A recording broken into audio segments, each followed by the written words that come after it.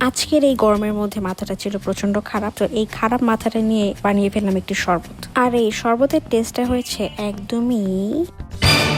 তো এটা বানানোর জন্য সর্বপ্রথম আমি নিয়েছি তেঁতুল, কাঁচামরিচ, লেবু, এবং এই লেবুগুলো আমি পিস পিস করে কেটে নিচ্ছি লেবু থেকে জুসগুলো আলাদা করার জন্য। লেবু, কাঁচামরিচ কেটে নেওয়ার পরে আমি নিয়েছি এখানে হাজমোলা এবং ম্যাঙ্গো মাসালা চকলেট, এবং সাথে আরো নিয়ে নিয়েছি কিছু মশলাপাতি। চকলেট আর হাজমোলাগুলো একদম গুঁড়ো গুঁড়ো করে নিয়েছি। তেঁতুলের মধ্যে লেবুর জুস এবং যা যা ছিল সবকিছু একসাথে মিক্সড করে সুন্দর মতো মাখিয়ে নিয়েছি। সবশেষে দিয়ে দিচ্ছি লেবুর পাতা এবং পুদিনা পাতা। সবকিছু করা ডান, এখন শুধু আসল কাজটা বাকি। এটাকে আমি এখন অ্যাড করে নিব স্প্রাইট এবং 7 আপ দিয়ে। এই যে সবকিছু এখন করা ডান, শুধুমাত্র আমার টেস্ট করার পালা। সত্যি কথা বলতে আমি এটা টেস্ট করার জন্য খুবই নার্ভাস ছিলাম, পেট যদি আবার খারাপ হয়ে যায় তখন কি হবে। যাই হোক, টেস্ট করার পরে আমার কাছে এটা টেস্টে এরকম লাগলো যে আমরা যখন কোথাও খেতে বসি আমাদেরকে একটা ওয়েলকাম ড্রিঙ্কস দেয় না, কেমন জিরা পানি টাইপের। এটা টেস্ট আসলে ওই রকমই কিছুটা।